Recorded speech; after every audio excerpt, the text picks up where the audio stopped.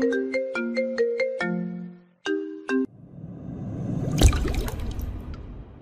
কোনো কথা বলল না, মাথা নিচু করে ফেললো। একটা অপরাধ করেছে, এখন কি তার শাস্তি সারা জীবন পেতে হবে? আর কথা বলে লাভ নেই, তাই শখ গিয়ে বিছানার এক কোণে শুয়ে পড়ল। শখ, তুমি জানো আমি আমার বেড কারো শেয়ার করতে পছন্দ করি না। কালকে বলে দিয়েছি, মনে নেই? এমনিতেই শখের মনটা ভালো নেই, কেমন জানি অজানা কারণে ভেতরের খুব খারাপ লাগছে শখের। তাই কোনো কথা না বলে উঠে এসে চুপচাপ চড়ে শুয়ে পড়ল। আয়না অবাক, সে ভেবেছিল শখ হয়তো ওর অধিকার নিয়ে ঝগড়া করবে। তার ভাবনা সম্পূর্ণ উল্টো করে দিয়ে শখ নিচে গিয়ে শুয়ে পড়ল। কেন এত অস্থির লাগছে? কেন শান্তি পাচ্ছি না? মনে হচ্ছে কিছু হতে চলেছে। আমি কি আমার কাছের কোনো মানুষকে হারাবো? না, আর নিতে পারছি না, খুব কষ্ট হচ্ছে আমার। মা গো, ও মা, আজ কেন জানি তোমার কথা খুব মনে পড়ছে। বলছে আর কান্না করছে। আয়ন এসে শখকে কোলে তুলে নিল। এমনটা হয় কিছুটা রেগে বলল, কি হয়েছে? নামান আমাকে। এখন কি আপনার রুমে ঘুমোতেও পারবো না? তাহলে বলে দিন, চলে যাচ্ছি। এত রাগ আসে কই থেকে? হ্যাঁ, আমার মতো একটু ভালো হতে পারো না? আর তুমি কান্না করছো কেন? আমি কি তোমাকে মারছি নাকি? ভূতের মুখে রাম নাম। আপনি ভালো হলেন কবে?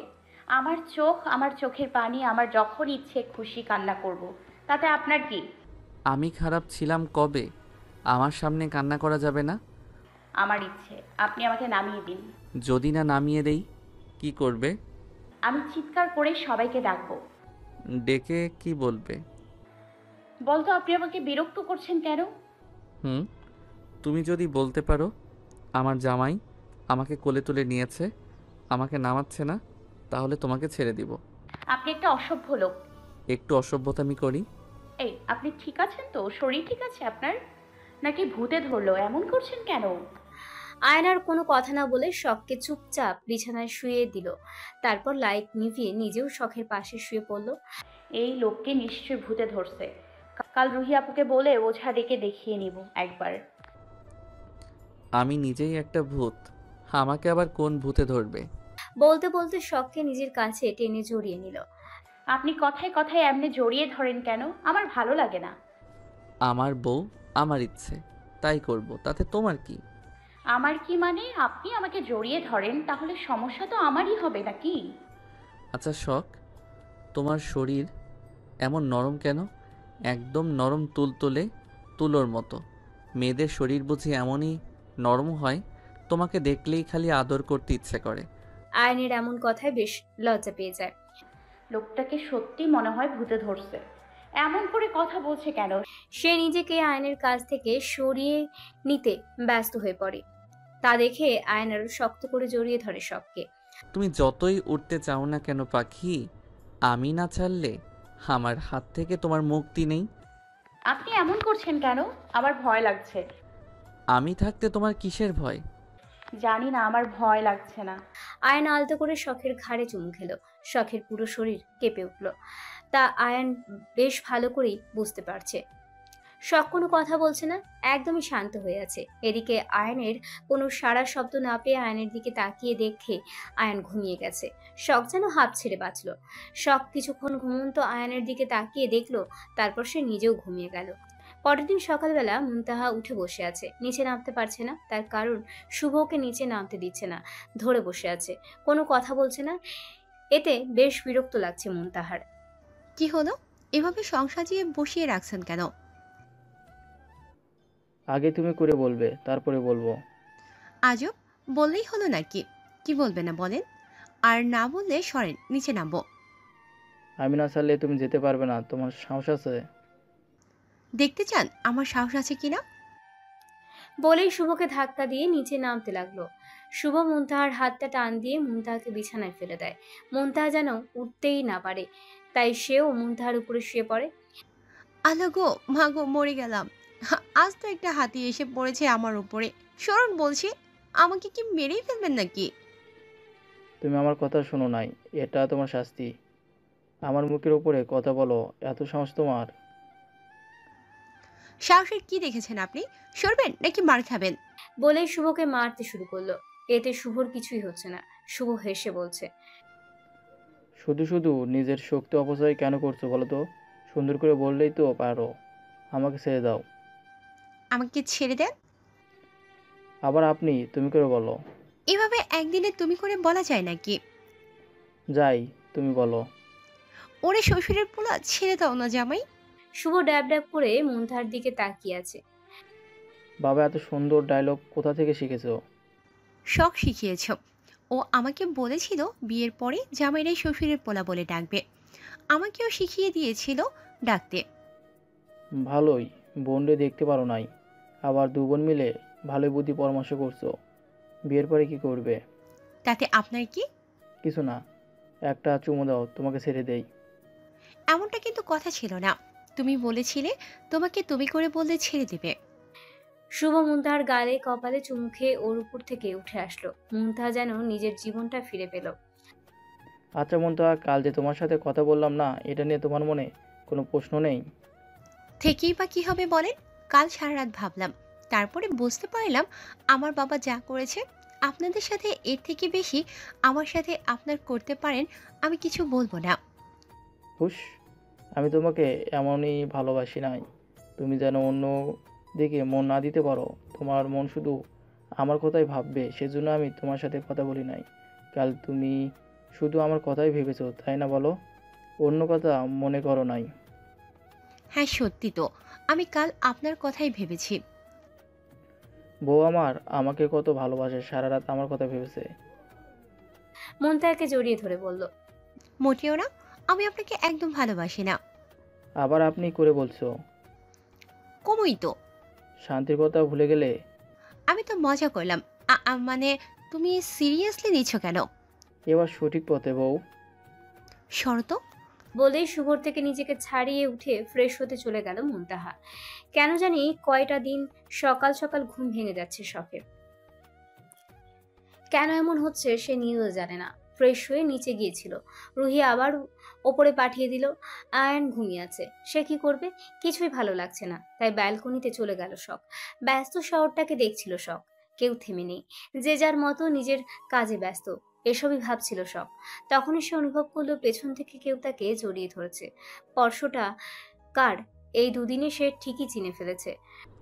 তুমি এত সকালে উঠে বসে আছো কেন? শখের কাঁধে মাথা রেখে বলল। ঘুম ভেঙে গেল আর ঘুম আসছিল না, তাই উঠে পড়লাম। আয়নের থেকে কোনো কথার উত্তর আসলো না। এই মানুষটাকে নিয়ে আর পারলাম না। আবারও ঘুমিয়ে গেল। শখ আয়ানকে সামনে ঘুরিয়ে নিল রুমে দিয়ে আসার জন্য। আয়ান শখের সামনের থেকে জড়িয়ে ধরে ঘুমিয়ে গেল। আজব তো, আপনি এমন করছেন কেন? ঘুমানোর হলে আপনি বিছানায় গিয়ে ঘুমান, আমি বিছানা নাকি? কথা বলো না, আমাকে ঘুমোতে দাও। তুমিও আমার বিছানা। তাহলে আপনার রুমে বেডটা ফেলে দিয়ে আসুন। ঠিকই বলেছ, আমি আজই ফেলে দিয়ে আসবো। সত্যি আপনার মাথা খারাপ হয়ে গেছে। আপনি কলেজে যাবেন না? এবার আয়ান ঘুম ঘুম চোখে তাকালো। সত্যি তো, কয়টা বাজে? যাও রেডি হয়ে নাও। আমি রেডি হয়ে কোথায় যাব? কেন? কলেজে। বিয়ে হয়েছে, কিসের পড়াশোনা? আমি আর পড়াশোনা করবো না। বলি কি, মাইট দেখছো? সবাই বলবে আয়ানের বউ অশিক্ষিত। সামনে তোমার এইচএসসি পরীক্ষা, সেদিকে খেয়াল আছে? আজ থেকে আমি তোমাকে পড়াবো। হ্যাঁ? নয় হ্যাঁ। আমি রেগে যাওয়ার আগে দৌড়ে দাও। কোথায় দৌড় দিব? মানুষ আমাকে পাগল বলবে। আমি কথার কথা বলছি, গাধি। তাহলে আপনি কি গাধীর জামাই? শখ। স্যার। তবে রে, শখের পায়ে কে? দে দৌড়। দরজা খুলতেই রাফি এসে হাজির। কি গো বৌমা, কেমন আছো? একটু আসলাম তোমার খোঁজ খবর নিতে। আলহামদুলিল্লাহ, শ্বশুর আব্বু ভালো আছি। আপনি কেমন আছেন? ভালো নেই গো বৌমা। কেন, কি হয়েছে আপনার? আজকে আমরা আমাদের বাসায় চলে যাব, আবার কবে আসবো জানি না। সত্যি তোরা চলে যাবি? মজা করছিস না তো রাফি? বলল আয়ান। তুমি কি আমার বন্ধু লাগো যে তোমার সাথে আমি মজা করতে যাব? এই কানের নিচে দিব একটা। বড়দের সাথে এটা কেমন করে কথা বলিস তুই? তুমি ছেলে নিজের বাপকে মারবে, তোমার লজ্জা করে না? বাপরে। বলো। এই আমি তোকে ডাকি নাই? এখনই তো বললো বাপরে। আমি ওটা অবাক হয়ে বলছি। নিচে আসো, সবাই তোমাদের জন্য অপেক্ষা করছে। বলেই রাফি চলে গেল। শখ আর আয়ান গেল। সবাই খেতে বসেছে, সবাই চুপচাপ খাবার খাচ্ছে। নীরবতা ভেঙে আয়ানের বাবা বলল। আয়ান, তুমি কলেজে যাওয়ার সময় শখকে সাথে করে নিয়ে যাবে, আবার আসার সময় সাথে করে নিয়ে আসবে। সরি বাবা, আমি পারবো না। আমার আর শখের বিয়েটা পাবলিক করতে চাচ্ছি না। এতে শখের উপরে বাজে প্রভাব পড়বে। কিন্তু ও তো বাচ্চা মেয়ে, নতুন জায়গায় এসেছে, এইভাবে ওকে একা পাঠানো কি উচিত হবে? একা কেন যাবে বাবা? গাড়ি নিয়ে যাবে। আয়ানের বাবা আর কিছু বলল না, চুপচাপ খেতে লাগলো। আয়ান, আজ একটু তাড়াতাড়ি আসার চেষ্টা করিস। আজ আমি চলে যাব, তো দুলাভাই আসবে বিকেলে আমাদের নিতে। আপু এত তাড়াতাড়ি চলে যাবে কেন? আর কয়টা দিন থাকবে, তারপরে যাবে? ভাইয়া, পরের ঘর কি এতই সোজা? আমি এখন অন্যের বাড়ির বউ, তোদের বাড়ির মেয়ে না মনে রাখিস। আকাশ তাও তো অনেক ভালো, খুব ভাগ্য করে ওর মতো স্বামী পেয়েছে। আচ্ছা ঠিক আছে, তুমি যা ভালো মনে করো তাই করো, আমি কিছু বলবো না। আমি আসছি, আমার দেরি হয়ে যাচ্ছে। শখ খেয়ে কলেজে চলে আসবে, গাড়ি ছাড়া একদম আসবে না। বলেই চলে গেল আয়ান। আপু, আমি আজ কলেজে যাব না, তুমি চলে যাবে। আজ তোমার কাছে থাকবো। পাগলি মেয়ে একটা। আমি কয়দিন পরে আবার আসবো, সামনে তোমার পরীক্ষা, কলেজ যেতেই হবে। মিসেস নীলিমা চৌধুরী শখের জন্য টিফিন রেডি করে দিল। এই নাও মা, এখানে আমি খাবার দিয়ে দিয়েছি।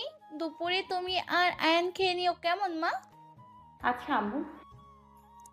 বলেই শখ রেডি হয়ে কলেজের উদ্দেশ্যে বেরিয়ে পড়ল। আজ শখ শাড়ি পরে কলেজে যাচ্ছে, খুব সুন্দর করে সেজেছে। কলেজে আসতেই কুত্তার দল শখকে ঘিরে ধরলো। কি রে, নতুন বউ কেমন আছিস? আমাদের কথা কি তোর মনে আছে? বলল আয়েশা। আগে যদি জানতাম মন্তাহা আপুর বিয়ে না শখের বিয়ে হবে, তাহলে একটু বেশি করে খেয়ে আসতাম। এখন বিয়ে করেছিস, তোর জামাইটা বল আমাদের খাওয়াতে। বলল কাব্য। যে শখ আয়ান স্যারকে দেখতে পারতো না, সেই শখ আজ আয়ান স্যারের বউ।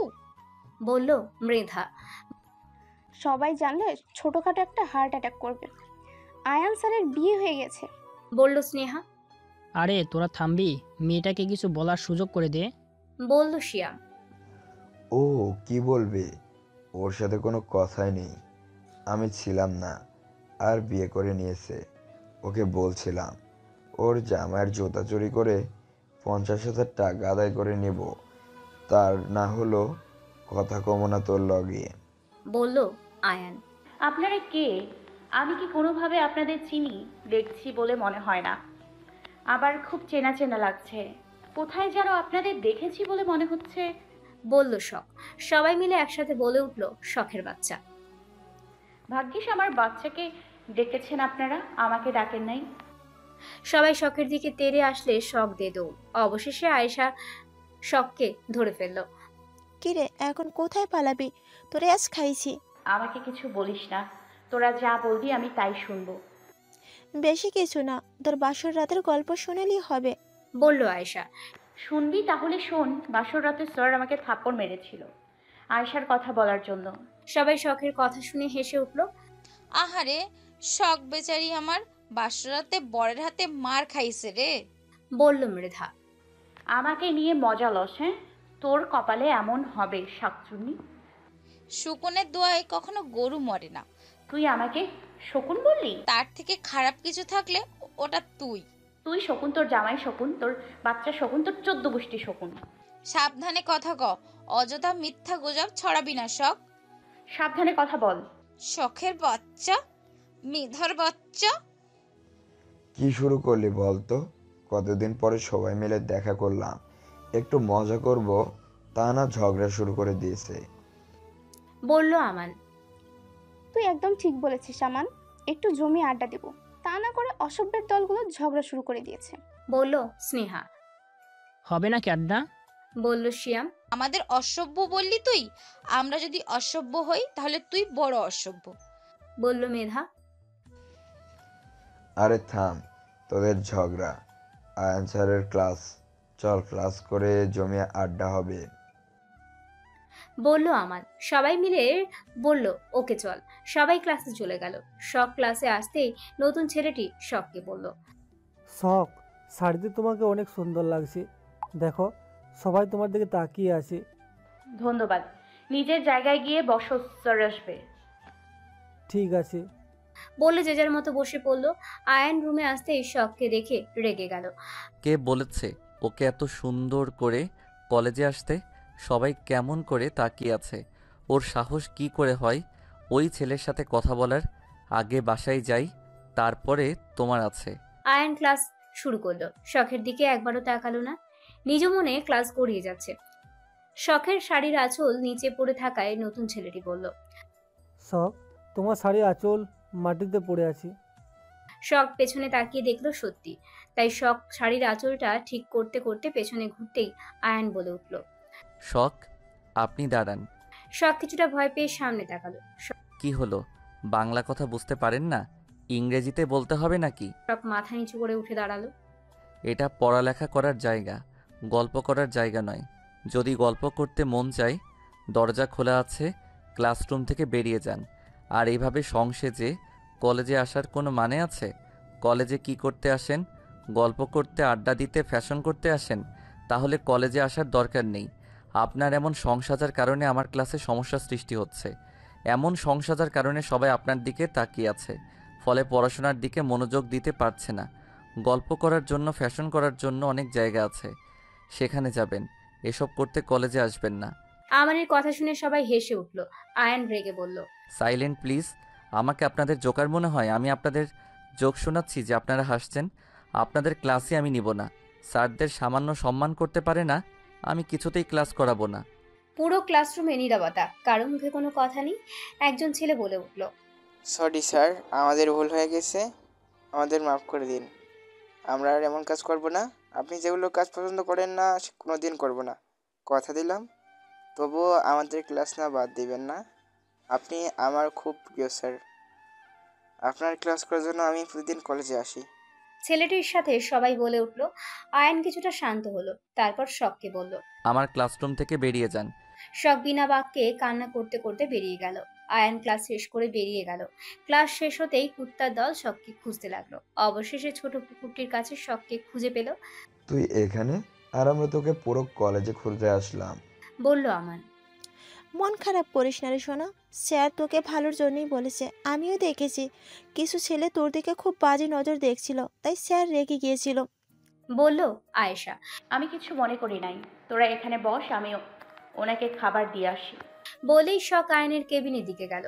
আসবো স্যার? শখকে দেখে আয়ন আবার রেগে গেল। না, আমি এখন ব্যস্ত আছি, পরে আসবো।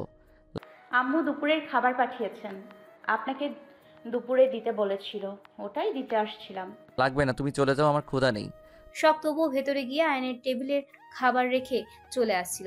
দরজার কাছে আসতেই আয়ন বলল, তুমি জানো না এক কথা বারবার বলতে পছন্দ করি না? তোমার সাহস হয় কি করে আমার কথা অমান্য করার? যাও, খাবার নিয়ে যাও। কিছুটা ধমকে বলল। শখ ভয়ে কেঁপে উঠেছে। এতটা রেগে যেতে কোনোদিনও আয়নকে দেখে নাই সে। আচ্ছা, আমি দোষ করেছি, খাবার তো কোনো দোষ করে নাই, তাহলে খাবারের ওপরে কেন রাগ করছেন আপনি? তুমি এখান থেকে যাবে? রেগে বলল। ও যাবে না, স্যাসরা মেয়ে কোথাকার। ক্লাসের সমস্যা তৈরি করেও সমস্যা হয় নাই, এখন আসে স্যারকে ইমপ্রেস করতে। যদি ভুলিয়ে ভালিয়ে স্যারকে হাতের মুঠোয় করা যায়, এসব মেয়েকে ভালো করে জানা আছে স্যারকে কি করে ইমপ্রেস করতে হয়। স্যারদের ইমপ্রেস করার জন্য বেড়ে যেতেও দুইবার ভাবে না এরা, নষ্ট চরিত্রহীন মেয়ে কোথাকার। এসব কথা শোনার পরে শখ আর এক মুহূর্ত সেখানে দাঁড়িয়ে থাকতে পারলো না, দৌড়ে চলে আসলো। এটা ভেবে বেশি কষ্ট লাগছে যে আয়ান একটা কথাও বলল না। শখ চলে যাওয়ার সাথে সাথে আয়ান মেয়েটির গলা টিপে ধরল। তোর সাহস কি করে হয় আমার শখকে নষ্ট চরিত্রহীন মেয়ে বলার? তুই নিজে কি সেটা আগে ভাব। স্যার, আপনি নষ্ট মেয়ের জন্য আমাকে মারলেন। আয়ান এবার রেগে মেয়েটির গালে থাপ্পড় বসিয়ে দিল। শখকে নিয়ে যদি আপনি আর একটা কথা বলেছেন, আপনাকে এখানেই শেষ করে দিব। আপনি ভাবতেও পারবেন না আমি আয়ান রেগে গেলে কি কি করতে পারি। আপনি জানেন আমি চাইলে আপনার নামে মামলা করতে পারি। একটা ছাত্রীর জন্য এত দরদ, এত টান কিসের আপনার? আর হবেই বা না কেন, বাজে মেয়েটা ঠিক আপনাকে ইমপ্রেস করে নিয়েছে। Enough is enough. কাকে তুমি বাজে মেয়ে বলছো? তুমি যাকে বাজে মেয়ে বলেছ সে আমার স্ত্রী। আমি তোমাকে শেষবারের মতো বলছি, শখকে নিয়ে বাজে কথা বলা বন্ধ করো। স্যার, আপনি বিয়ে করেছেন, তাও আবার শখকে, যাকে দুই চোখে দেখতে পারতেন না। এটাও আমাকে বিশ্বাস করতে হবে? আমাদের কি বোকা ভেবেছেন? সব কিছুর কৈফিয়ত আমি তোমায় দিব না। তুমি আমার টিচার নাকি আমি তোমার টিচার? আজই কলেজের শেষ দিন তোমার, আমার সামনে থেকে সরে যাও। চিৎকার করে বলে উঠল। ভয়ে সবাই বেরিয়ে আসলো। যাওয়ার আগে মেয়েটি বলল, আপনাকে দেখে নিব স্যার। আয়ান হালকা হাসলো। 1 ঘন্টা পরে মেয়েটির বাবা মা আসলো। কলেজে সামান্য একটা টিচার হয়ে তোমার সাহস কি করে হয় আমার মেয়েকে মারার? আজকের পর্বটি যদি আপনাদের ভালো লাগে তাহলে অবশ্যই একটি লাইক দিয়ে দিবেন এবং কমেন্ট করে আপনার মূল্যবান মতামত জানিয়ে দিতে পারেন আমাদেরকে। আর যদি এই গল্পের পরবর্তী পার্টগুলো মিস করতে না চান তাহলে এক্ষুনি আমাদের চ্যানেলটিকে সাবস্ক্রাইব করে পাশের বেল আইকনটি বাজিয়ে দিন। ধন্যবাদ সবাইকে।